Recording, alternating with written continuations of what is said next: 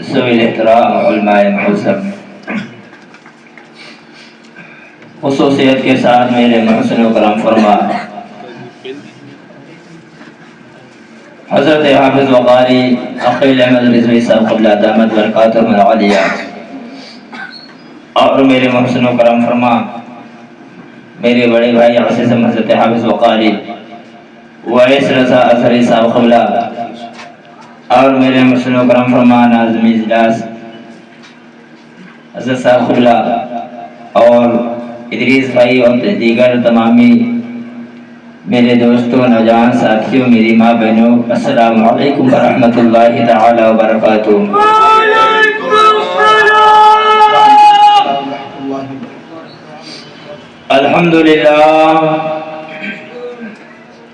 الحمدللہ رب العالمین، والصلاة والسلام علی سید الانبیاء والمرسلین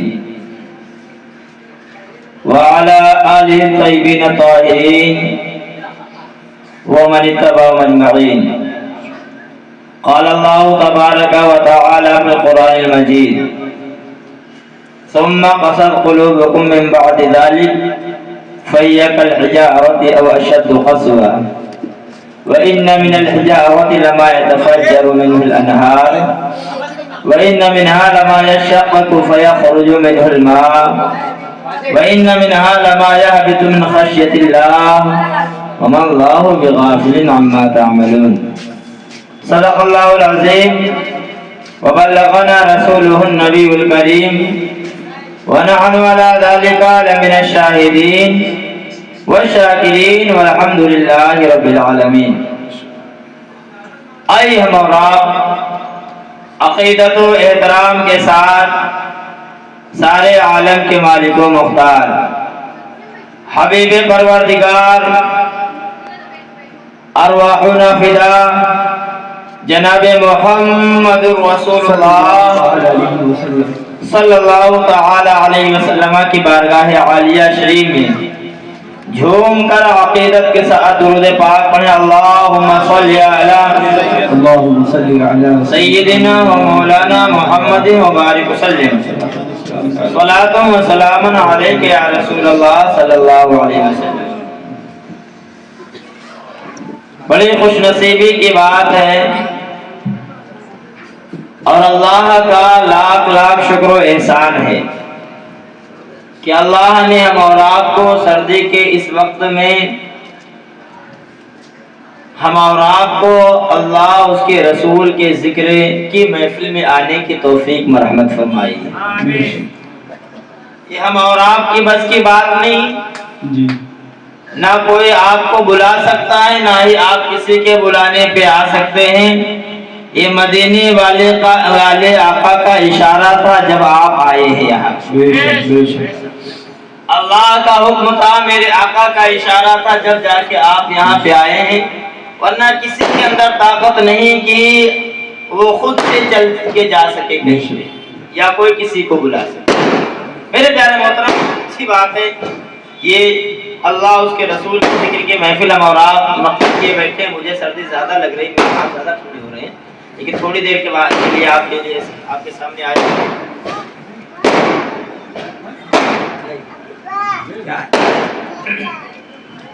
لیکن ایک بات میں آپ کو شروع میں بتا دوں، دیکھیں یہ کس کی محفل ہے؟ سرکار صلی اللہ علیہ وسلم کی محفل ہے۔ یہ ممبر رسول اللہ کا ممبر ہے، یہ علماء حضور صلی اللہ علیہ وسلم کے وارث ہیں۔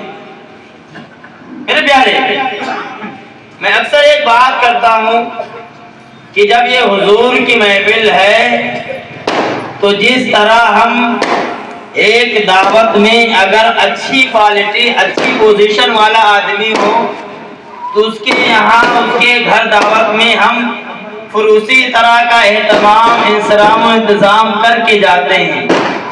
غور کرو میرے بات پہ، اگر کوئی اچھی پوزیشن پہ کوئی بندہ ہو، وہ جب ہمیں اپنے گھر کی کسی کی شادی میں دعوت دے یا ایسے گھر میں دعوت دے، گھر کی کسی فنکشن میں ہمیں دعوت دے، تو جب ہم جاتے ہیں اس کے یہاں دعوت میں تو بہت زیادہ اہتمام کے ساتھ جاتے ہیں۔ جوتے بھی اچھے ہوں، کپڑے بھی اچھے ہوں، بال ادھر ادھر بکھرے ہوئے نہ ہو، اچھے طرح آپ نہاتے دھلتے ہیں، یعنی آپ کے اندر کسی طرح کا نہ کپڑے میں کوئی عیب ہو نہ جوتے میں کوئی عیب ہو، سارا اہتمام کر کے جاتے ہیں۔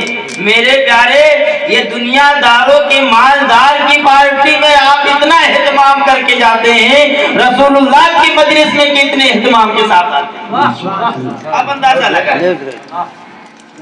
رسول اللہ سے بڑھ کر، آقا کریم سے بڑھ کر کوئی مالدار نہیں۔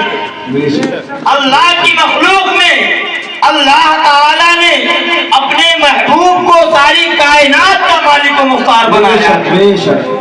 میرے آقا محمد عربی صلی اللہ علیہ وسلم جنت کے بھی مالک ہیں، کائنات کے بھی مالک ہیں، ساری کائنات کے خزانے کی کنجی اللہ نے اپنے حبیب کے ہاتھوں میں عطا۔ سبحان اللہ، سبحان اللہ۔ میرے پیارے، ہم اپنی روش تھوڑا سا بدلیں۔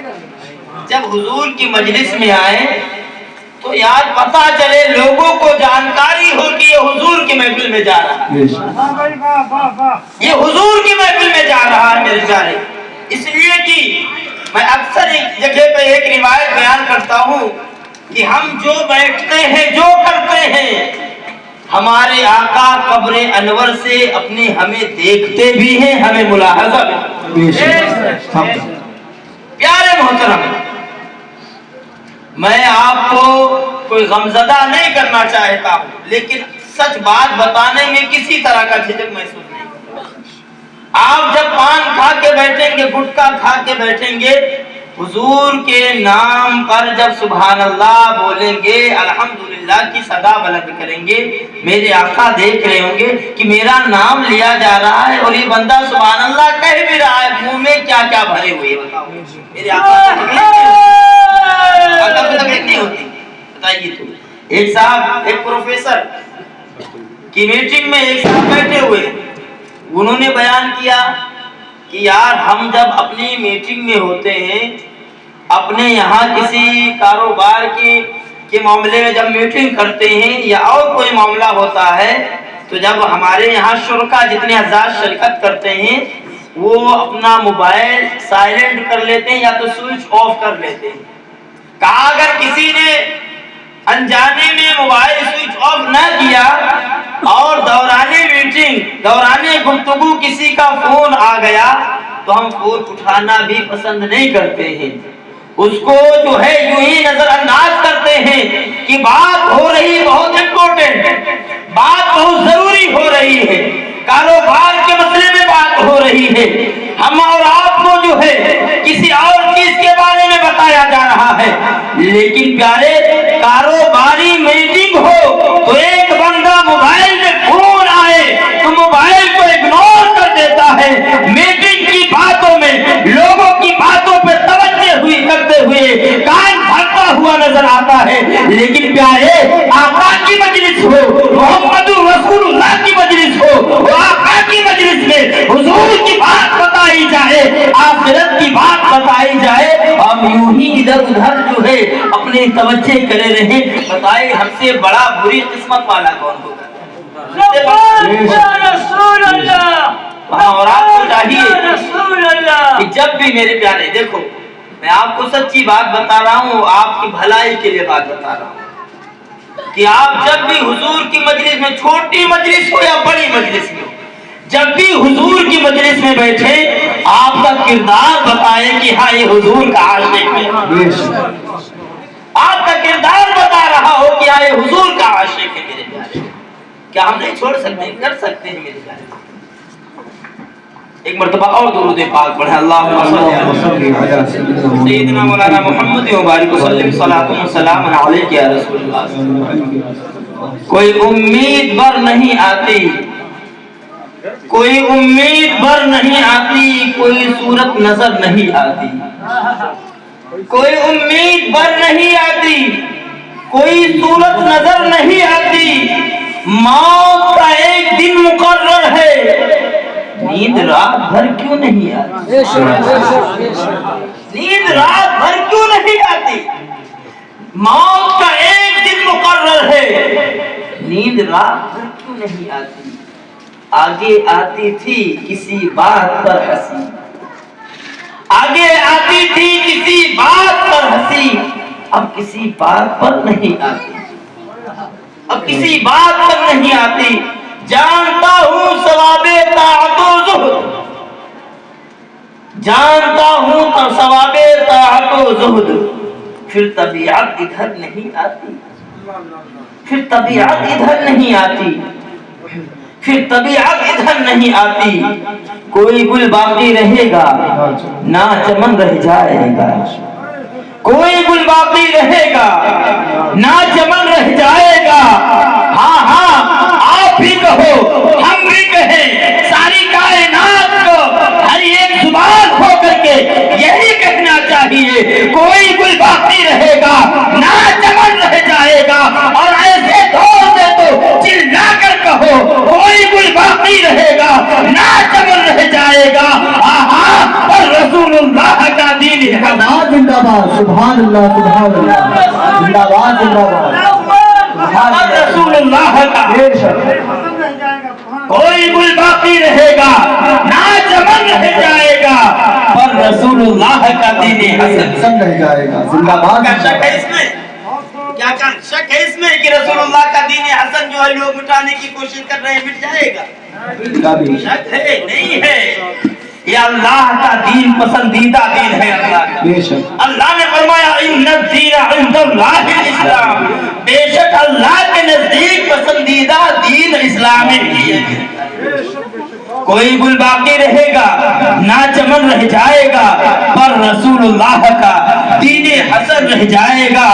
اطلس و کم خواب کی پوشاک پہ نازا نہ ہو، اطلس و کم خواب کی پوشاک پہ نازا نہ ہو، اس تنے بے جان پہ خاکی کفن رہ جائے، اس تنے بے جان پہ خاکی کفن رہ جائے گا، اس تنے بے جان پر خاکی کفن رہ جائے گا۔ ہم سفیر و باغ میں ہے کوئی دم کے چہچہے، ارے ہم سفیر و باغ میں ہے کوئی دم کے چہچہے، بلبلیں اڑ جائیں گی سونا چمن رہ جائے گا، بلبلیں اڑ جائیں گی سونا چمن رہ جائے گا۔ اور سنو میرے پیارے، علامہ کفایت علی کے کافی مراد آبادی نے ہم سب سنیوں کو اور پوری کائنات کے لوگوں کو عقیدہ دے دیا، فرمایا سنو، کہا جو پڑھے گا صاحب اولاد کے اوپر درود، جو پڑھے گا صاحب اولاد کے اوپر درود، آگ سے محفوظ اس کا تن بدن رہ جائے، زندہ باد زندہ باد، سبحان اللہ سبحان محفوظ اس کا تن بدن رہ جائے گا۔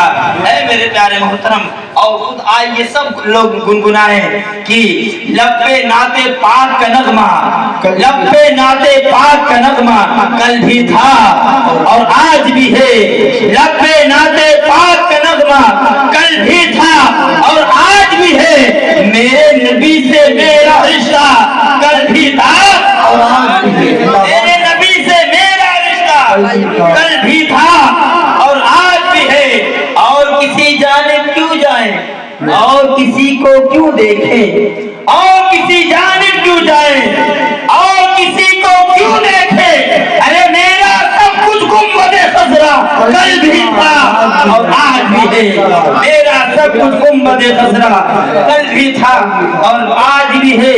بدلا دو گستاخ نبی کو، غیرت سنی زندہ ہے، بدلا دو گستاخ نبی کو، غیرت سنی زندہ ہے، ارے ان پر مر مٹنے کا جذبہ کل بھی تھا آج بھی ہے، ان پر مر مٹنے کا جذبہ کل بھی تھا اور آج بھی ہے۔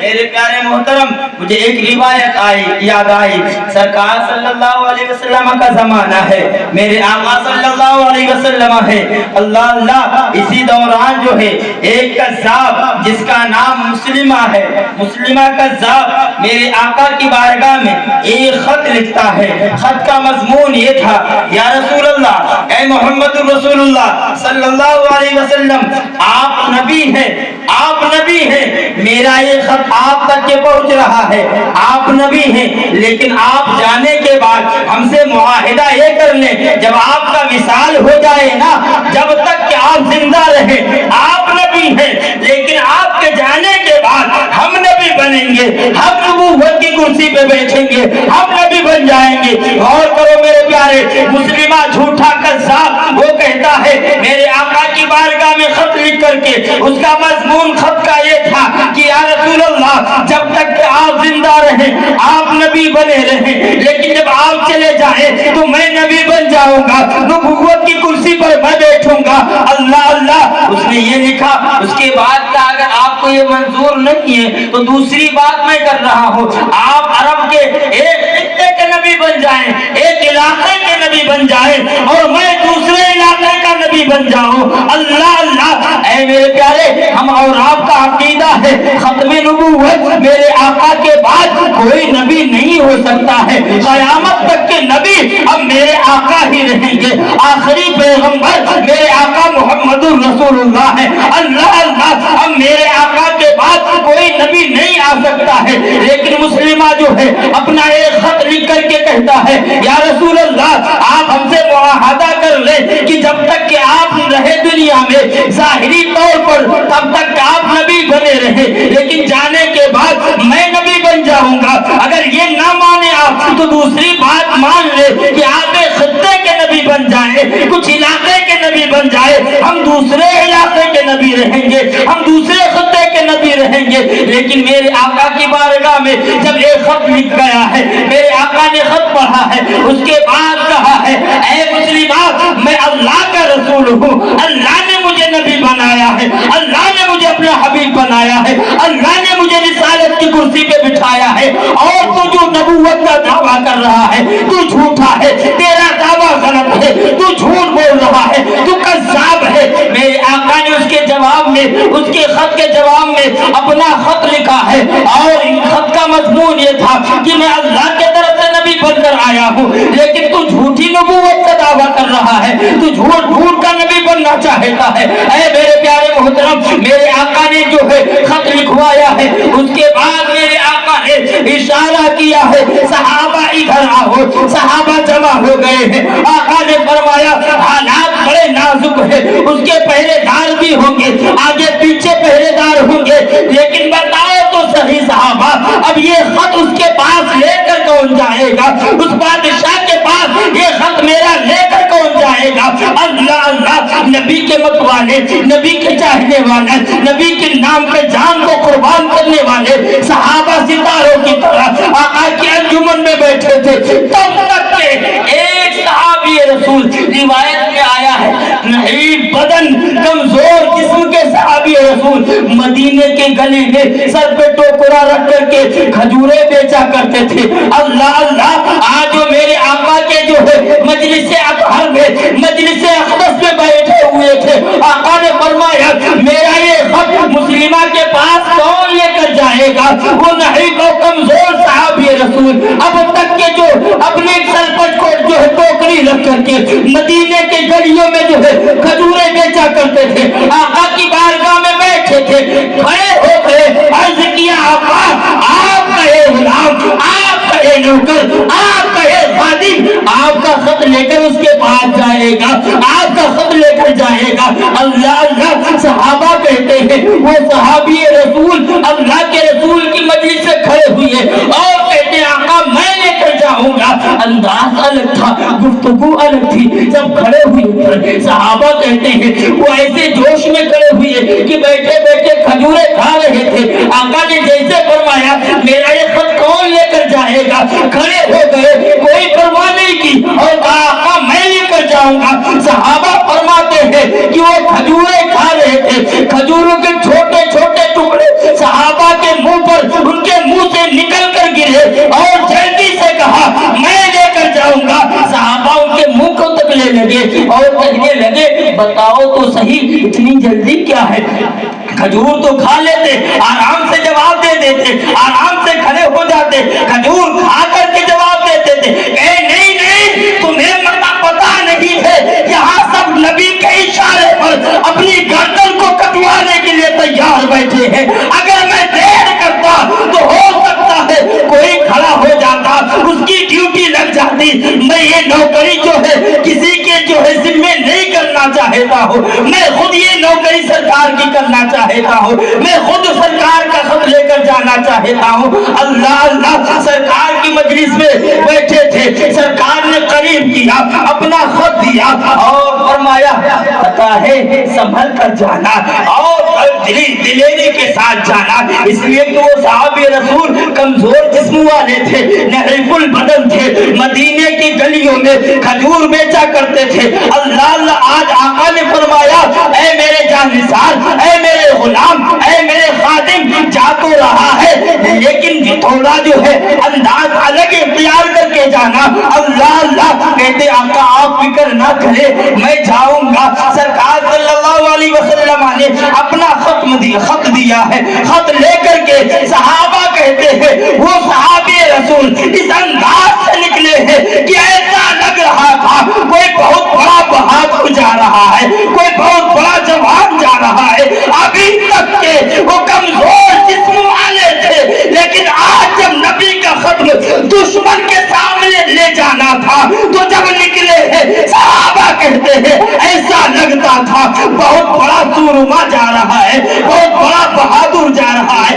اللہ اللہ, اب تک کے وہ کمزور جسم والے تھے, آج ان کے جسم میں, آج ان کے بدن میں قوت آئی ہے. وہ کس وجہ سے آئی؟ تو کسی اور وجہ سے نہیں, میرے آقا کے عشق کی وجہ سے آئی, آقا کی محبت کی وجہ سے آئی, آقا کے محبت کی وجہ سے آئی. کہتے ہیں صحابہ آج جب وہ نکلے ہیں تیور ہی بدل گئے, انداز ہی بدل گئے, چال بدل گیا, ایک بڑے سرما کی طرح نکلے ہیں. اور خط لے کر کے جب آئے ہیں مسلمہ قذاب کے دربار میں, اپنی دونوں تلوار کو پیچھے دربار میں گاڑا ہے اور خط لے کر کے کھڑے ہیں. مسلمہ قذاب کی آنکھوں میں آنکھیں ڈال کر کے باتیں کر رہے ہیں. مسلمہ کہتا ہے تم کون ہو, کہاں سے آئے ہو؟ تو یہ صحابی رسول کہتے ہیں بڑا نادان تو لگ رہا ہے, ارے تجھے میرا چہرہ نہیں دیکھ کے پتا چل رہا ہے, تجھے میرا چہرہ نہیں بتا رہا ہے, ارے میرے چہرے نہیں بتاتے ہیں, ہم نبی کے نوکر ہیں, ہم نبی کے عاشق ہیں, ہم نبی کے دیوانے ہیں. اللہ اللہ, کہا تجھے ویسے ہی پتا چل جانا چاہیے, میرا چہرہ نہیں بتا رہا ہے, میں نبی کا نوکر ہوں, نبی کا شیدائی ہوں, نبی کا عاشق ہوں. اے میرے پیارے محترم, وہ صحابی کیا کہتے ہیں, ہمارا تو چہرہ ہی کہہ رہا ہے, ہمارا تو چال ڈھال ہی کہہ رہا ہے, ہمارا انداز ہی کہہ رہا ہے, ہم کسی اور کے نوکر نہیں بلکہ رسول کریم کے نوکر ہیں, محمد عربی کے شیدائی ہیں, ان کے فداکار ہیں. اللہ اللہ میرے پیارے, لیکن آج ہمارا چہرہ کیا بتا رہا ہے, آج ہمارا طریقہ کیا بتا رہا ہے, آج ہمارا انداز کیا بتا رہا ہے. کہیں سے ہمیں نظر آتا ہے کہ ہم نبی کے نوکر ہیں, کہیں سے ہمیں نظر آتا ہے کہ ہم نبی کے طریقے پہ چلنے والے ہیں, کہیں سے ہمیں نظر آتا ہے, کوئی دور سے آپ کو دیکھ کر یہ کہہ سکتا ہے کہ یہ میرا بھائی نبی کا شیدائی ہے. نہیں نہیں میرے پیارے, یہ نبی کے عاشقوں کے انداز نہیں ہوا کرتے, یہ نبی کے عاشقوں کا طریقہ نہیں ہوا کرتا. ارے نبی کے عاشق تو وہ ہوتے ہیں کہ جب جس گلی سے گزر جاتے ہیں لوگ اپنے تو اپنے غیر کے کہنے پہ مجبور ہو جاتے ہیں, یہ کسی اور کا نوکر نہیں, مدینے کے تاجدار کا نوکر جا رہا ہے, مدینے کے آقا کا نوکر جا رہا ہے. اے میرے پیارے محترم, تو اپنا کردار اس طرح بنائے, اپنا انداز اس طرح بنائے, اپنا طریقہ اس طرح بنائے کہ ہمیں کہنے کی ضرورت نہ پڑے کہ ہم مسلمان ہیں, بلکہ ہمارا چہرہ ہی بتا دے کہ ہم محمد عربی کے نوکر ہیں. ہمارا طریقہ ہی بتا دے. اے میرے پیارے محترم, وہ صحابی رسول جو ہے کہتے ہیں تجھے میرا چہرہ ہی نہیں بتا رہا ہے کہ ہم نبی کے نوکر ہیں. کہا کس لیے آئے ہو؟ تو کہا یہ خط میں لے کر آیا ہوں, میں خط لے کر آیا ہوں. خط دیا گیا, میرے آقا صلی اللہ علیہ وسلم کا خط مسلمہ قذاب کے پاس پہنچایا گیا. اور جانتے ہو اس وقت بادشاہوں کے پاس آج بھی وہی طریقہ ہے کہ بادشاہ خود کا خط نہیں پڑھا کرتے ہیں, بلکہ ان کے یہاں خادم یا ترجمان ہوا کرتے ہیں, وہ خط پڑھ کے سناتے ہیں کہ یہ فلاں کا خط آیا ہے, خط کا مضمون یہ ہے, فلاں نے یہ بات کہی ہے. اب مسلمہ قذاب کے پاس آقا کریم کا خط گیا ہے اور اس میں لکھا ہوا تھا اے مسلمہ سن لے, میں اللہ کے तरफ से नबी बनकर आया हूँ, मैं अल्लाह का आखिरी पैगंबर हूँ, अल्लाह का आखिरी रसूल हूँ, मैं खत्म नबूवत का ताज पहन करके आया हूँ। अब मेरे बाद कोई नबी नहीं हो सकता है, मैं अब क़यामत तक के नबी हूँ। अल्लाह अल्लाह उसके बाद फरमाया, ऐ मुस्लिमान तू कज़्ज़ाब है, तू झूठा है, तू झूठा है। ऐ मेरे प्यारे मोहतरम, अब अंदाजा तो लगाए बादशाह के सामने ये बात कही जा रही है, ऐ बादशाह तू झूठा है, तू कज़्ज़ाब है। जब सबके सामने ये बात कही गई कि बादशाह तू झूठा है, तू कज़्ज़ाब है, बादशाह को पेश आ गया, गुस्से से लाल पीला होने लगा, वो खड़ा हुआ था। अब हज़रत वो सहाबी रसूल जो है उनके तरफ मुतवज्जे होकर कहता है, ऐ सहाबी, ऐ अल्लाह के रसूल के शहदाई, उनका नाम हज़रत हबीब बिन ज़ैद रज़ी अल्लाह तआला अन्हु है। हज़रत हबीब बिन ज़ैद के तरफ वो इशारा करके कहता है, ऐ हबीब सुन ले, तू उस नबी का नौकर बनकर आया है तो सुन ले, जो तेरे नबी ने कहा है क्या वो सच है, क्या वो सच है? तेरे नबी ने जो मेरे बारे में कहा है क्या वो सच है? अल्लाह अल्लाह मेरे प्यारे, अब मैं आपके दिलों को झंझोड़ना चाहता हूँ और आपके दिल को तकबूरियत पहुंचाना चाहता हूँ। बादशाह के नज़र में, बादशाह के सामने जबकि सिपाही आगे भी होते हैं, पीछे भी होते हैं, दाएं भी होते हैं, बाएं भी होते हैं, बादशाह के इशारे के मुंतज़िर होते हैं। एक इशारा बादशाह करे, इधर सिपाही तलवार चलाए और गर्दन तन से जुदा कर दे, गर्दन बदन से जुदा कर दे। अल्लाह अल्लाह। लेकिन जब जो नबी का आशिक होता है, जो नबी का फिदाई होता है, जो नबी का नौकर होता है, वो चाहे बादशाह की बारगाह हो, चाहे दुश्मन का नौका हो, चाहे सात समुंदर क्यों ना हो, नबी का जो नौकर होता है वो किसी और से नहीं डरता है, बल्कि डरता है तो रसूलुल्लाह से डरा करता है, अल्लाह से डरा करता है। अल्लाह अल्लाह। हज़रत हबीब बिन ज़ैद से कहता है, ऐ हबीब बिन ज़ैद बताओ तो सही, तुम्हारे नबी ने जो मेरे मुताबिक कहा है क्या वो सच है? तो हज़रत हबीब बिन ज़ैद कहते हैं, हाँ हाँ, तू क्या कहता है? तेरा आयत जो है, तेरा झूठ जो है, अगर सात समुंदर के पानी से भी धुला जाए तो भी धुल नहीं सकता। मेरे आका ने फरमा दिया कि तू झूठा है, तू कज़्ज़ाब है, अब क़यामत तक के तू झूठा है, अब क़यामत तक के तू झूठा है, तू कज़्ज़ाब है। अल्लाह अल्लाह। अब बादशाह और गुस्से में आता है और कहता है, ऐ हबीब बिन ज़ैद, मेरे आगे भी सिपाही है, मेरे पीछे भी सिपाही है, इधर भी सिपाही है, इधर भी सिपाही है, इनके हाथों में जो है खंजर है, इनके हाथों में तीर है, इनके हाथों में तलवार है। अरे अपने अंजाम की फिक्र कर, मेरे सिपाही आगे पीछे देख हज़रत हबीब बिन ज़ैद दुश्मन के नज़र में कहते हैं, ऐ मुस्लिमान, तू बड़ा नादान मालूम होता है, तू मुझसे पूछता है कि मैं आगे पीछे देखूं। अरे जब मैं नबी का खत लेकर आ रहा था, मेरे 12 औलादें हैं, 12 बेटे हैं, उनमें से तो बात चलना भी नहीं जानते हैं, उसमें से कुछ छोड़ भी नहीं पाते हैं, कुछ चल भी नहीं पाते हैं। लेकिन जब मैं नबी का खत लेकर आ रहा था, मैंने अपने बच्चों के तरफ मुड़कर नहीं देखा। अरे तेरे सिपाही को मैं क्या देखूंगा, तेरे दर्जे को मैं क्या देखूंगा? अल्लाह अल्लाह। मेरे प्यारे मोहतरम, ऐसे में वो और गुस्से में आता है और कहता है, हबीब बिन ज़ैद, अंजाम की फिक्र कर ले, मौत तेरे सर पे मंडरा रही है, एक इशारे से तेरी गर्दन जो है जुदा कर दी जाएगी। हबीब बिन ज़ैद कहते हैं, मुझे डराता है, नबी के नौकर को डराता है, नबी के आशिक को डराता है। अरे हम तो यही तमन्ना करते हैं, जान देखो वादे दीदार पर ना काम हो ही जाएगा।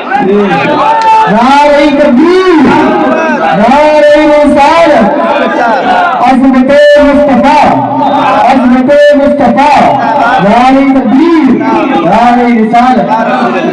मुझे मौत की जो है डर, तू मुझे मौत की धमकी देता है, मौत से डराता है। अरे सुन ले, गुलामाने मोहम्मद जान देने से नहीं डरते, गुलामाने मोहम्मद जान देने से नहीं डरते। ये सब कट जाए या रह जाए कुछ परवाह नहीं करते, ये सब कट जाए या रह जाए कुछ परवाह नहीं करते। अल्लाह अल्लाह। अब मुस्लिमा जो देश में आया है, गुस्से में आया है, तलवार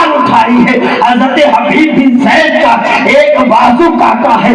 اللہ اللہ ایک بازو کاٹنے کے بعد کہتا ہے حبیب بن زید غور کر لے، ابھی وقت ہے، ابھی وقت ہے، باز آ جا، میری گستاخی سے باز آ جا. اللہ اللہ ایسے میں خراتے ہوئے شیر کی طرح حضرت حبیب بن زید جن کا ایک بازو کٹ گیا. اب میں آپ سے پوچھنا چاہتا ہوں اے میرے پیارے محترم، آپ کو بھی ہو سکتا ہے وہ ستائے، آپ میں بھی کوئی آزمائش آ سکتی ہے، آپ میں بھی کوئی مرحلہ آ سکتا ہے، لیکن کیا ہے نبی کے عاشقوں نے بتا دیا جان دے دی ہے، جان دے دی گئی ہے نبی کے نام پہ قربان کرنے کے لیے. اللہ نے جو جان دی ہے آقا پہ فدا کرنے کے لیے، اللہ نے جو جان دی ہے آقا پہ نچھاور کرنے کے لیے. میری ماں نے کہا تھا ایک جان ہے اگر ہو کرو، ایک جان کیا ہے اگر ہو کرو، ارے تیرے نام پہ سب پہ وعدہ کروں میں، تیرے نام پہ سب کو وعدہ کروں میں، حبیب خدا کا نظارہ کروں میں، دل و جان سب کچھ نثارہ کروں میں.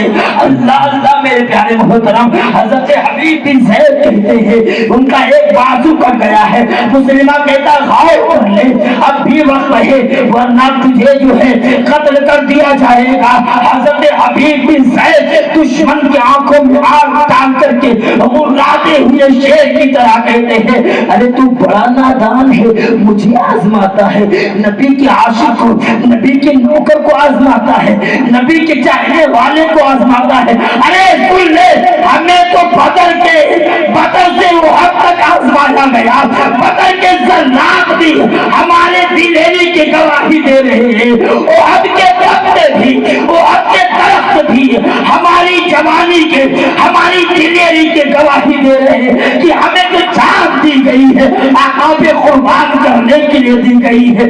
اللہ اللہ حضرت حبیب بن زید پر مسلمہ کا ساتھ دوسری بار کرتا ہے، تلوار سے دوسرا ہاتھ بھی سے کٹ جاتا ہے.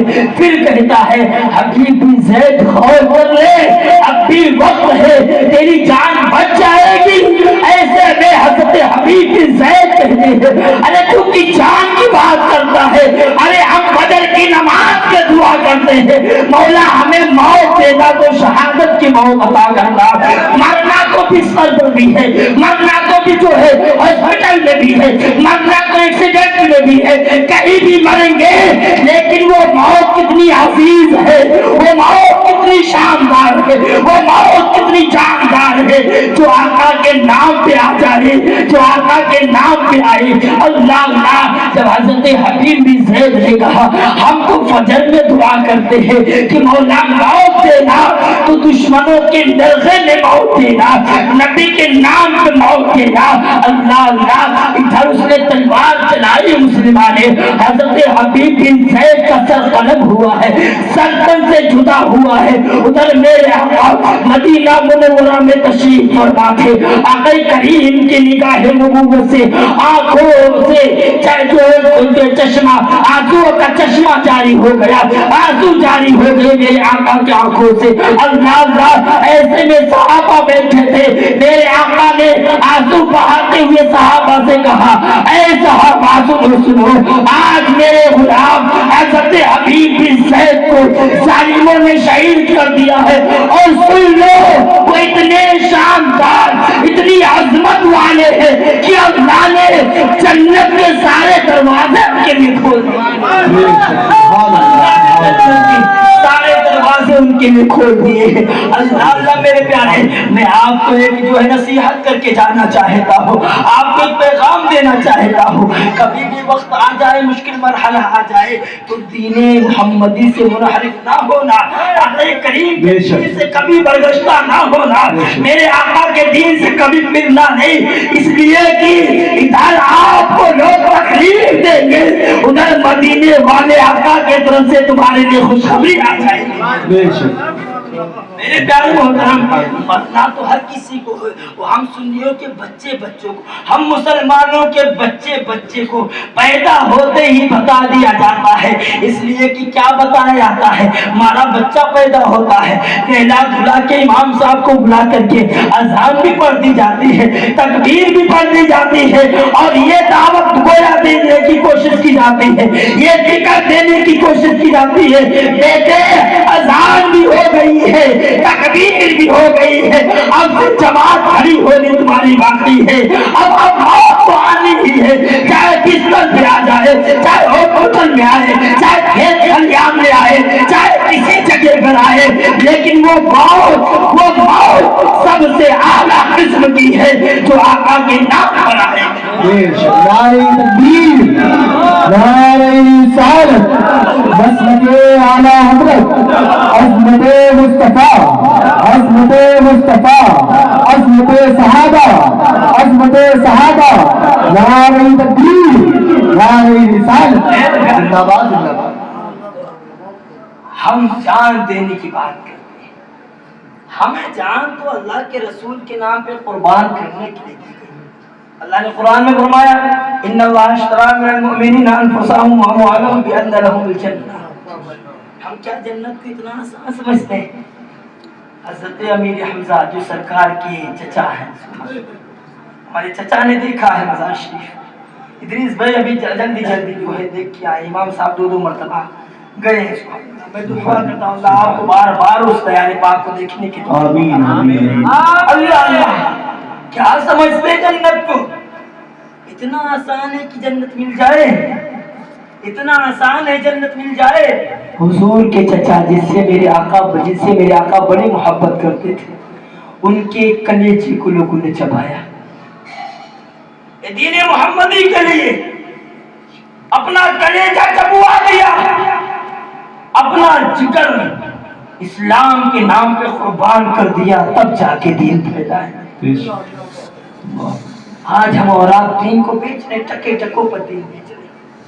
اپنے شادی کے میں ہمارے بچے کی شادی ہو، اس وقت ہم کیا کرتے ہیں؟ ڈی جے بجا کے اس میں گانا بجواتے ہیں، ایمان ڈول جائے، دین بیچ رہے۔ گانے میں کفریہ کلمات کتنے شامل ہیں، کتنے کفریہ کلمات شامل ہیں، گانے کی وہ کفریہ کلمات جو گانے میں شامل ہیں بہت سارے ایسے ہیں۔ ایک وہ ہے نا گانا آپ نے سنا ہوگا، میں آپ کو ایک بتا دوں مثال تاکہ آپ اس سے جو ہے باز رہیں، وہ ہے کہ حسینوں کو آتے ہیں کیا کیا بہانے، معذاللہ خدا بھی نہ جانے تو کیسے جانے، ہے نا یہ کوئی گانا ہے۔ اب بتاؤ اللہ کیا نہیں جانتا؟ اللہ سے کون سی چیز چھپی ہوئی ہے؟ میرا مولا سب کچھ جانتا ہے۔ ان اللہ علیم بذات الصدور، اللہ تمہارے دلوں کے راز سے بھی باخبر ہے۔ تمہارے دل میں جو وسوسہ گزرتا ہے، جو دل میں ہم سوچتے ہیں، میرا مولا وہ بھی جانتا ہے۔ وہ کہہ رہا ہے خدا بھی نہ جانے تو تم کیسے جانے۔ بتاؤ یہ جب گانا ہم سنیں گے، ہمارے علماء نے فرمایا ان کفریہ گانوں کو سنو گے اور اگر اس پہ خوشی تو ہو رہے ہو نا، گانا سن کر تمہارا طبیعت مائل ہو رہی ہے، ایمان چلا جائے گا، کافر ہو جائے گا۔ دین جو ہے ٹکے ٹکوں پہ بیچ رہے ہیں، جس دین کو آقا کے غلاموں نے اپنے اوپر خنجر چلوا کر کے ہم اورانا تک کے پہنچایا ہے، اس دین کی ہم قدر نہیں کر رہے ہیں، اس دین کو ٹکے ٹکوں پر بیچ رہے ہیں۔ میرے پیارے یاد رکھنا، دین نہیں ہے تو کچھ بھی نہیں ہے، ایمان نہیں تو کچھ بھی نہیں ہے، ایمان نہیں تو کچھ بھی نہیں۔ ایمان سلامت لے کر جاؤ گے، چاہے کتنے گناہگار ہوں گے، گناہ کی سزا ملنے کے بعد اللہ تمہیں جنت عطا کر دے گا، یا رسول اللہ کی شفاعت سے اللہ تمہیں جنت عطا کر دے گا۔ لیکن پیارے جب ایمان ہی نہیں ہوگا پھر جنت بھول جاؤ۔ آؤ دین کی طرف آؤ، دین کی طرف آؤ۔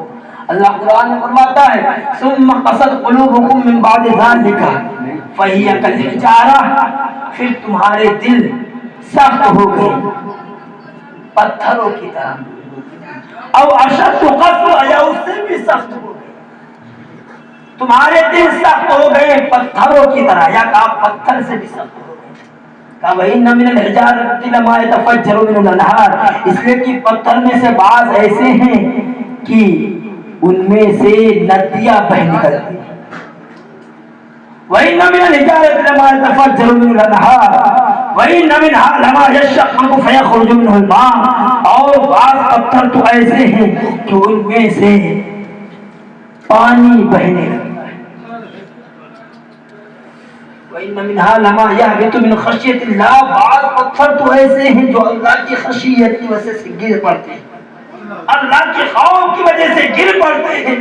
اے پیارے محترم، جب اللہ کے خوف سے پتھر گر پڑے، پتھر سے پانی کا چشمہ جاری ہو جائے، پتھر سے ندیاں بہنے لگ جائے، اللہ ہم اور آپ کیا تصور کرتے ہیں کہ کہیں گھومنے جاتے ہیں تو دیکھتے ہیں پانی کا جھرنا ہے، ہم اور آپ تصور کرتے ہیں کہ ہاں یہ پانی کا جھرنا ہے، بڑا دلکش نظارہ ہے، بہت اچھا معلوم ہو رہا ہے، لیکن پیارے وہ پانی کا جھرنا ورنہ نہیں ہے، بلکہ پتھر بھی اللہ کے خوف کی وجہ سے ہوتا ہے، وہی پانی جاری ہوتا ہے۔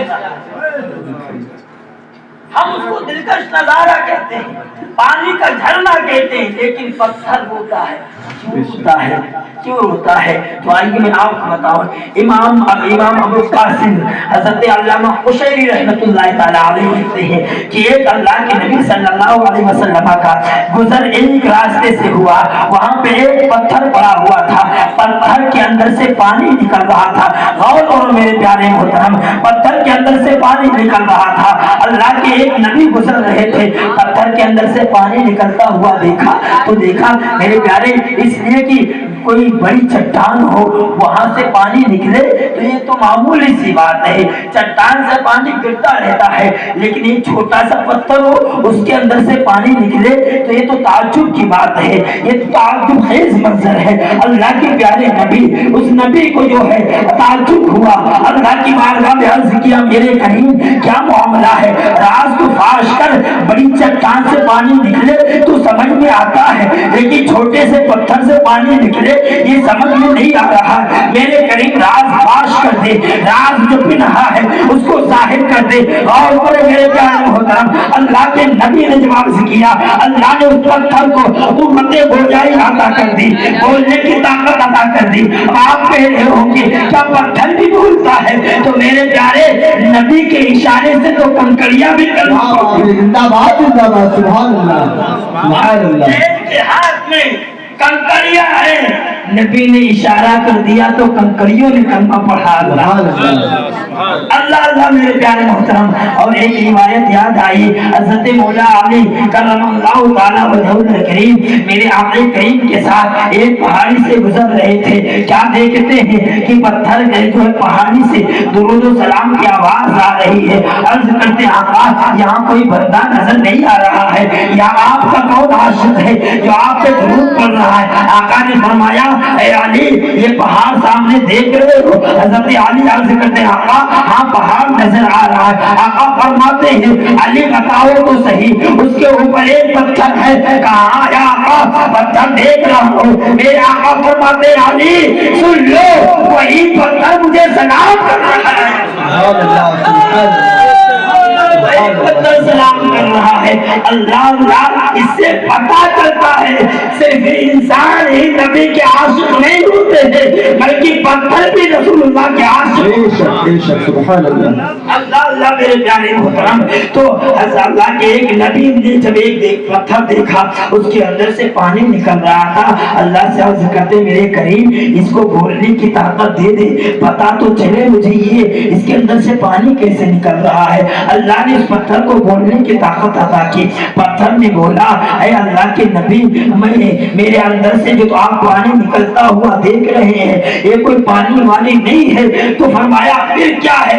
کہا اے اللہ کے نبی جب سے میں نے یہ سنا ہے کہ جہنم کا ایندھن جہنم میں انسانوں اور پتھروں کو ڈالا جائے گا، جہنم کا ایندھن انسان اور پتھر ہے، اے اللہ کے نبی جب سے میں نے یہ سنا ہے کہ پتھروں کو بھی جہنم میں ڈالا جائے گا، جب سے مجھے اللہ کے خوف کی وجہ سے میرے آنکھوں سے آنسو نکل نکل رہے ہیں وہی آپ کو نظر آ رہا ہے کہ کہیں اللہ مجھے جہنم میں ڈالنا دے.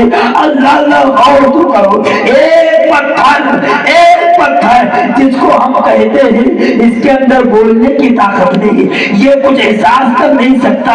اللہ اللہ لیکن احساس پتھر بھی کرتے ہیں. پتھر کو بھی اللہ کبھی کبھی بولنے کی طاقت دے دیتا ہے. اے میرے پیارے محترم, عرض کرتے ہیں وہ پتھر عرض کرتا اللہ کے نبی سے, اے اللہ کے نبی مجھے خوف ہے کہیں اللہ مجھے جہنم میں نہ ڈال دے, اسی وجہ سے میں رو رہا ہوں. اللہ اللہ اللہ کے پیغمبر نے اللہ کی بارگاہ میں دعا کی, اے میرے اللہ اس پتھر پر رحم کر دے, اس کو جہنم میں ڈالنے سے بچا لے, جہنم کی آگ سے بچا لے. اللہ تبارک و تعالیٰ نے اللہ کے نبی کی دعا کو قبول فرمائی اور فرمایا اے پیغمبر اب اس کو قصہ سنا دو, اب اس کو خوشخبری دے دو کہ اس کو جہنم کی آگ سے محفوظ کر دیا گیا ہے, جہنم کی آگ میں نہیں جائے گا. اللہ اللہ اللہ کے نبی نے اس پتھر کو خوشخبری سنائی کہ اب تم جہنم میں نہیں جاؤ گے, اللہ نے وعدہ فرما لیا ہے تمہیں جہنم میں نہیں ڈالے گا. اب مسئلہ سنایا ہے, خوشخبری دی ہے, چلے گئے ہیں, چند دن کے بعد جب واپس آئے ہیں پھر دیکھا ہے وہی پتھر ہے, اسی پتھر کے اندر سے پانی بہ رہا ہے. اللہ اللہ اللہ کے نبی نے پتھر کو مخاطب کر کے کہا اے پتھر میں نے تجھے خوشخبری دی تھی اللہ کے طرف سے کہ اب تو جہنم سے محفوظ کر دیا گیا ہے, جہنم میں تجھے نہیں جانا جائے گا, پھر تو کیوں روتا ہے, پھر کیوں گھبراتا ہے؟ تو پتھر جواب دیتا ہے اے اللہ کے پیغمبر پہلے میں جو رو رہا تھا اللہ کے خوف کی وجہ سے رو رہا تھا کہ کہیں اللہ مجھے جہنم میں نہ ڈال دے, اب جو رو رہا ہوں اللہ کا شکر ادا کرتے ہوئے رو رہا ہوں, اللہ کے شکر کی وجہ سے آنکھوں سے آنسو جاری ہو گئی. اللہ اللہ میرے پیارے, تو ہم اور آپ کو اللہ کی خوف کی وجہ سے رونا چاہیے. ہمارے اعمال کس طرح ہے, دنوں رات گناہ کر رہے ہیں, سب و شام گناہ کر رہے ہیں, ہر وقت گناہ کر رہے ہیں, ہر گھڑی گناہ کر رہے ہیں. کبھی موبائل میں جو ہے غلط چیزیں دیکھ کر کے گناہ کرتے ہیں, کبھی عورتوں پر بد نظری کر کے گناہ کرتے ہیں, کبھی نمازیں چھوڑ کر گناہ کرتے ہیں, کبھی داڑھی چھلا کر گناہ کرتے ہیں, کبھی جھوٹ بول کر گناہ کرتے ہیں, کبھی غیبت چغلی کر کے گناہ کرتے ہیں, کبھی پڑوسی کو پریشان کر کے گناہ کرتے ہیں, کبھی ماں باپ سے اونچی آواز میں بھاگ کر کے گناہ کرتے ہیں.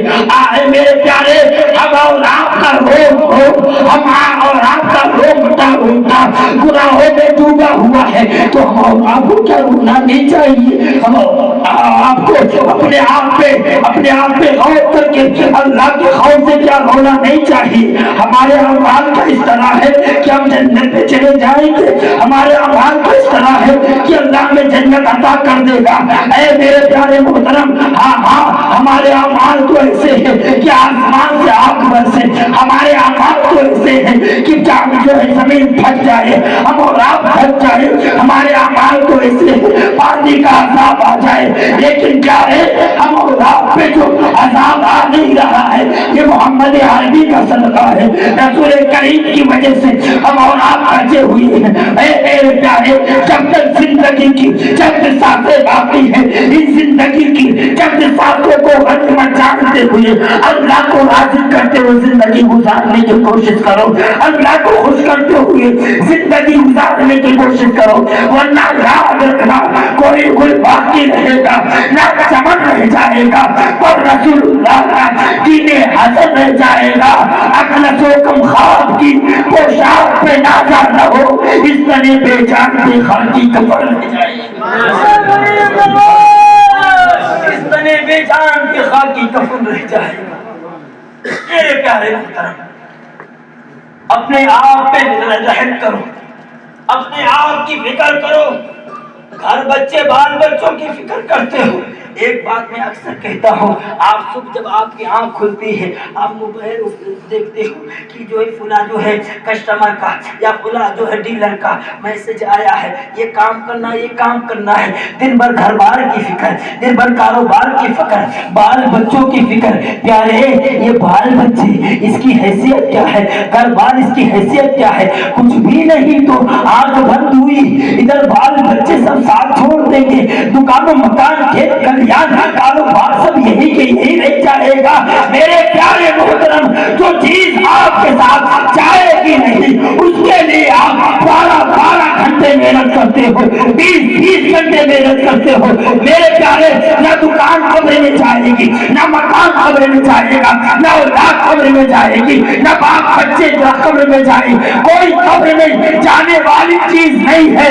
ہاں ایک چیز ہے جس کے لیے ہم کوئی فکر نہیں کرتے, جس کے لیے ہم کوئی تیاری نہیں کرتے, وہ ایک اعمال ہے جو قبر میں بھی ساتھ دیں گے, جو حشر میں بھی ساتھ دیں گے. اے میرے پیارے محترم, قبر کے لیے کتنی تیاری کرتے ہو, اس نیک اعمال کے لیے کتنا وقت نکالتے ہو. دن بھر دوسروں کے لیے کام, دن بھر دوسروں کے لیے فکر, دن بھر کاروبار کے لیے فکر. میرے پیارے, کبھی قبر کی فکر کرو, کبھی نیک اعمال کی بھی فکر کرو. جس دن آنکھ بند ہوئی اس دن کیا ہوگا. ایک حدیث پاک مجھے یاد آئی, علامہ قرطبی اپنی کتاب الجامع فی احکام قرآن میں لکھتے ہیں, اللہ وہ لکھتے ہیں, میرے آقا فرماتے ہیں جب کسی کا انتقال ہو جاتا ہے تو اس کے پچھلے جو رہ جاتے ہیں یہ بیٹھ کر حساب کرتے ہیں کہ جانے والا چھوڑ کر کیا گیا ہے, جانے والا چھوڑ کر کیا گیا ہے. بال بچے حساب کرتے ہیں اب ہمارے کھاتے میں کیا آئے گا, ہمارے حصے میں کیا آئے گا, میرے باپ نے کیا چھوڑا. بیٹی کہتی میرے باپ نے میرے لیے کیا چھوڑا. سب یہی کہتے ہیں کیا چھوڑ کر گیا ہے. آقا فرماتے ہیں تمہارے پچھلے بیٹھ کر کے حساب کرتے ہیں کہ جانے والا چھوڑ کر کیا گیا ہے, لیکن اگلے قبر میں تم سے پوچھتے ہیں اے آنے والے لے کر کیا آیا ہے, آنے والے لے کر کیا آیا ہے. تم نے پیسے کمائے, پیسے ہی رہ گئے. تم نے عالیشان 4 منزلہ عمارت کھڑی کی, وہ 4 منزلہ یہی رہ گئے. بچوں کے لیے محنت کی وہ یہی رہ گیا, بزنس سب کچھ یہی رہ گیا. لے کر کیا گئے ہو. جس کے لیے تم نے محنت کی وہ تمہارے رہ جانے والے اس کی فکر کر رہے ہیں, جانے والا چھوڑ کر کیا گیا ہے. اگلے قبر میں پوچھتے ہیں آنے والے تو لے کر کیا آیا ہے, لے کر کیا آیا, کیا لے کر جاؤ گے, کیا لے کر جاؤ. کس اولاد پہ بھروسہ کر, کس اولاد پہ بھروسہ کر رہے ہو.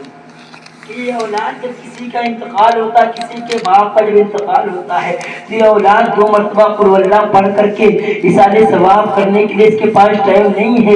یہ تو فکر کرتی آنے والے آئیں گے, ان کے لیے کرسی بچھاؤ, ان کے لیے بریانی بنواؤ. اگر کوئی بھوکا چلا گیا تو کہے گا کہ میں اس کے یہاں مٹی میں گیا تھا, بھوکا چلا آیا. بیٹھنے کے لیے کوئی انتظام نہیں, پانی کے لیے کوئی انتظام نہیں, چائے پانی کا کوئی انتظام نہیں. اے میرے پیارے, تمہارے مرنے پر جب تمہاری اولاد اس طرح کی فکر کرتی ہے کہ دوسروں کی فکر میں محنت کرتی کوشش کرتی ہے, تمہارے کے لیے کیا کرتی ہے. نہ تمہاری اولاد تمہیں نہلاتی ہے, نہ تمہاری اولاد تمہاری تمہارا جنازہ پڑھاتی ہے, نہ تمہاری اولاد کو تمہارے لیے چند مرتبہ کلمہ پڑھنے کی فرصت ہے. بتاؤ کس کے لیے محنت کرتے. اپنی تیاری خود کرو. کسی بزرگ نے کہا تھا کس اولاد پہ بھروسہ کرے. تم کیا سمجھتے ہو کہ جو اولاد تمہارے سامنے, تمہاری نظروں کے سامنے تمہارا کہنا نہیں مانتی ہے, یہ اولاد تمہارے جانے کے بعد تمہارے لیے رو رو کے دعائیں کرے. بتاؤ کیا یہ ہم سوچ کے بیٹھ کے رہیں ہماری یہ اولاد ہے کہ باپ اللہ حالات تو اس طرح بنے ہوئے ہیں کہ باپ کا جب پریشان ہوتا ہے, جب باپ پریشان ہوتا ہے, بڑے بیماری کے عالم میں ہو, اس وقت بیٹا دبئی میں بیٹھا ہوا ہے, اس وقت بیٹا کویت میں بیٹھا ہوا ہے, اس وقت بیٹا سعودی میں ہے, وہ کمانے کی فکر میں, مال و دولت جمع کرنے کی فکر میں ہے, باپ بیماری میں ہے. اس وقت باپ کا خیریت لینے کے لیے بیٹا نہیں آتا, انتقال کے بعد بیٹا آتا ہے اور کہتا ہے نہیں 2 دن مجھے لگیں گے. ارے 2 دن لگیں گے, کہتا ہے 2 دن روک کر رہنا, روک کر رکھنا, باپ کا چہرہ دیکھنا ہے. یہ کیا محبت کی وجہ سے آ رہا ہے. ارے اسے محبت کرنا تھی تو یہ جب باپ بیمار تھا اس وقت چاہے جتنا بڑا ایک کام اس کے پاس ہوتا, کام کو ایک طرف رکھتا, سب کچھ چھوڑ کر کے اپنے باپ کے پاس آتا, کہتا ہے میرے ابا آپ سے بڑھ کر کوئی بھی نہیں ہے, لیکن بیٹے نے تو کاروبار پہ نظر کی, کھیت کلیان پہ نظر کی. بیٹے نے زندگی میں بھی آپ کو تکلیف دی, مرنے کے بعد بھی بیٹا 2 دن آپ کو برف والے پلنگ پہ سلا کر تکلیف دیتا رہا, اور آنے کے بعد اس بیٹے سے کوئی پوچھے بتاؤ تو صحیح جنازے کا تمہیں طریقہ پتا ہے؟ جنازہ بھی پڑھنے کے لیے اس کو جو ہے طریقہ پتا نہیں تھا. کیا باپ کو فائدہ ہوگا؟ میں ایک بات کہتا ہوں میرے پیارے, ہم سب کا انتقال ہوگا, ہم سب کے باپ کا انتقال ہوگا. ہم اور آپ کے باپ سلامت ہیں, جن کے والد سلامت ہے, جن کی ماں سلامت ہے, اللہ ان کو سلامت رکھے, بیماریوں سے ان کی حفاظت فرمائے. جن کے والدین چلے گئے, اللہ ان کی قبر پر رحمت و نور کی بارش نازل فرمائے, ان کے لیے حساب بخشش و مغفرت فرمائے. میں آپ کو ایک بات بتاتا ہوں, ہر کسی کا انتقال ہوتا ہے. جب کسی کا انتقال ہو, ہمارے یہاں سے جب دور ہو, آنے میں زیادہ تاخیر ہو, تو مردے کو یوں ہی پریشان نہیں کرنا چاہیے, جلدی سے جلد اس کی تدفین کرنی چاہیے. جلدی سے جلدی کرنا چاہیے میرے پیارے, کرنا چاہیے نا. اب بتاؤ اے سی والا پلنگ ہے, آپ کو سلا دیا جائے, آپ آدھا گھنٹہ سو سکتے ہو اس میں؟ اے سی والے پلنگ میں سو سکتے ہو؟ جب آپ صحیح سلامت ہو آپ نہیں سو سکتے ہو تو مردہ بتاؤ وہ کیسے برداشت کرتا ہو؟ میرے پیار تکلیف نہ دو اپنے مردوں کو. آپ کہیں گے یہ غوث اعظم کی محفل ہے, اس میں یہ مردوں کی بات کیا کر رہے ہو؟ میرے پیارے یہ جو خرافات ہمارے درمیان رائج ہے اس پہ میں بات کر رہا ہوں, جو سچ ہے جس میں بات کرنی چاہیے میرے پیارے, یہ نہیں کرنا چاہیے. ہم اور آپ کو بتاؤ تو صحیح, آئی ڈھونگ رچا رہے ہیں. باپ بیمار تھا تب ہم دیکھنے نہیں آئے, وہ مر گیا انتقال کر گیا تو دبئی سے 50,000 کا ٹکٹ لگا کے آنے. محبت کی وجہ سے آ رہے نہیں, محبت ہوتی تو ہم بیماری کیا لگ جاتی. اس لیے کہ ماں باپ کا چہرہ ہی دیکھ لینا آدھا بیماری ان کو دور کر دے. ماں باپ تو بچوں کو دیکھ کر زندہ رہتے ہیں میرے پیارے. صحیح کہنا غلط کہنا؟ آپ سب جو اولاد والے بیٹھے ہیں, آپ سب کو اس بات کا احساس ہوگا کہ آپ کی اولاد کی جو ہے اہمیت آپ کی نظر میں کیا ہے. آپ دن بھر تھکے ماندے آتے ہیں, اچھا سوٹ پہنتے جب باہر سے آتے ہیں, آپ کا بیٹا اگرچہ میں بتاؤں اگرچہ دھول میں مٹی میں لٹپٹ ہو, آپ اچھا سوٹ پر پہن کر باہر گئے تھے, آپ جب اس کے سامنے آتے ہیں اور جب وہ دوڑ کے آتا ہے آپ اس کو گلے سے لگا لیتے ہیں اور مٹی کی فکر نہیں کرتے ہیں, کپڑا خراب ہونے کی فکر نہیں کرتے ہیں. اس لیے کہ کپڑا خراب ہو جائے آپ کو جو اپنے اولاد کو سینے سے لگا کر جو سکون میسر ہوتی ہے وہ کسی اور چیز میں میسر نہیں ہوتی. صحیح بات کہہ رہا ہوں. آدھی تھکاوٹ تو یوں ہی بچوں کا چہرہ کھلکھلاتا ہوا دیکھ کر کے دور ہو جاتی ہے میرے پیارے. تو بتاؤ جب باپ بیمار ہو تو اس وقت آپ کے سامنے بیٹے آ جائیں تو کیا باپ کی پریشانی دور نہیں ہوگی؟ لیکن اس وقت ہم نے کچھ نہیں کیا. مرنے کے بعد 50,000 کا ٹکٹ لے کر آ رہے ہیں صرف دکھاوے کے. محبت نہیں ہے. محبت اگر ہوتی تو جب ضرورت تھی تب ہم آتے. ایک بات میں آپ کو بتا دوں میرے پیارے, آج آپ امام صاحب سے دعا کروا تو بہت اچھی بات ہے, دعا کروائیں.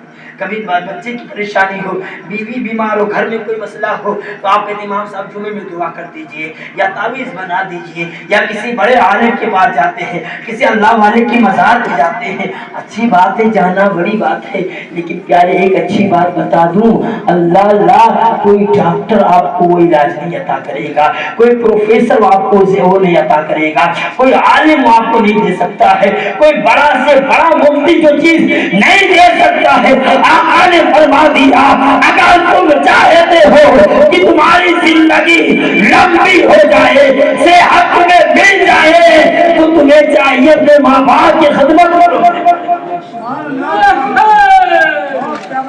تمہیں زندگی چند سانسیں کوئی ڈاکٹر نہیں بڑھا سکتا, زندگی ماں باپ کی دعاؤں کی وجہ سے بڑھتی ہے. میں اپنے باپ کی بات نہیں کر رہا ہوں, امام صاحب کے گھر کی بات نہیں کر رہا ہوں, بڑے بھائی آپ کے گھر کی بات نہیں کر رہا ہوں, ناظم صراط کے گھر کی بات نہیں کر رہا ہوں, رسول اللہ کی شریعت کی بات کر رہا ہوں. آقا کی حدیث بتاتی ہے ماں باپ کی خدمت کرو گے اللہ تمہاری زندگی لمبی کر دے گا. اور ایک حدیث پاک میں آقا نے فرمایا کہ اگر تمہارے گناہ زیادہ ہو گئے, گناہ زیادہ ہو گئے, اگر تم چاہے تو تمہارے گناہ معاف ہو جائیں تو ماں باپ کی خدمت کرنا شروع کر دو. علماء نے کہا کہ اگر ماں باپ انتقال کر گئے تو کیا کرے بندہ؟ گاؤں کی قبر پہ جائے, قبر پہ جائے, ان کے لیے دعا کریں. قبر میں بھی ماں باپ نے دعا کر دیا تو تمہاری اللہ مغفرت ہم اور آپ اپنے ماں باپ کی اہمیت نہیں سمجھتے. آج سب سے زیادہ ماں باپ کو ستایا جا رہا ہے, پریشان کیا جاتا ہے. پیارے, ایک بات اخیر میں ہم آپ سے کرنے لگے ہیں کہ جو ہے اگر آپ چاہتے ہو کہ آپ کے بچے آپ کے ساتھ وفادار رہیں, آپ کے بڑھاپے میں کام آئے, تو پھر آپ کو اپنے ماں باپ کی خدمت کرنی چاہیے. بے شک بہت. آقا نے فرمایا کما تدین تدان, جیسا کرو گے ویسا کرو. ماں باپ کو ستاؤ گے بچے تمہیں ستائیں. علامہ روم رحمۃ اللہ تعالی علیہ نے ایک حکایت لکھی ہے کہ ایک بندہ جس کی شادی ہوئی, ماں باپ سے بڑی محبت کرتا تھا, لیکن شادی ہونے کے بعد بیوی نے کہا نہیں میں تمہارے گھر میں نہیں رہ سکتی ہوں, میں اسی وقت آپ کے گھر میں آپ کے ساتھ نہیں ہوں جب اپنے باپ کو یہاں سے الگ کر دو گے, دور رکھو گے, کہیں چھوڑ آؤ گے. مجبور ہو گیا بندہ, کہا ٹھیک ہے. اپنا سامان باپ کا اکٹھا کیا, ایک چھوٹا سا کمبل لیا اور باپ کو لے جانے میں.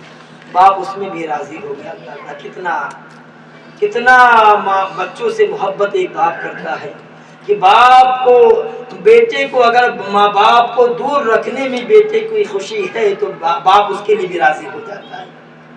باپ ایک طرف کونے میں لیٹنا گوارا کرتا ہے, بیٹے کو اے سی میں سکون مل رہا تو کہتا نہیں بیٹا تو اے سی میں رہ لے, مجھے اے سی میں عادت نہیں. یہ بات سچ کہہ رہا ہوں میرے پیارے. ایسے میں جب وہ سامان لے کر کے چھوڑنے باپ کو گیا, جنگل کی طرف آیا اور باپ کو چھوڑ کر کے رخصت ہو رہا تھا, چھوٹا سا کمبل دیا, کہا یہی آپ کی رہنے کی جگہ ہے. واپس ہو رہا تھا, اس کا چھوٹا سا بچہ تھا, تھوڑی دور واپس آ گئی. اس نے کہا اپنے باپ سے کہ ابا جان آپ نے دادا کو وہاں چھوڑ دیا, تھوڑی دیر یہاں رک جائیے, تھوڑی دیر رک جائیے. رکا ہے وہاں پہ. اب چھوٹا سا بچہ اب دوڑ کے گیا ہے اپنے دادا کے پاس, کہا دادا اپنا کمبل مجھے دیجیے. کمبل دیا ہے, کمبل کو چاک کیا ہے, دو حصے میں کیا ہے, ایک حصہ دادا کو دیا, ایک حصہ لے کر واپس آ رہا تھا.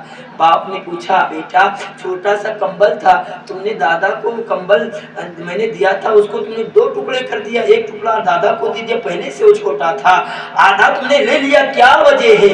کہا ابا جان میں نے اس وجہ سے کمبل کے دو ٹکڑے کیے ہیں کہ آج تم نے اپنے باپ کو یہاں پہ چھوڑا ہے, کل میں تمہیں چھوڑوں گا, کل تمہیں یہ کمبل.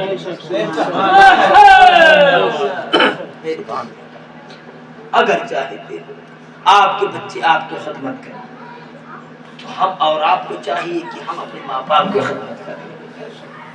اپنے ماں باپ کی رضا میں اللہ کی رضا ہے, ماں باپ کی ناراضگی میں خدا ناراض ہوتا ہے.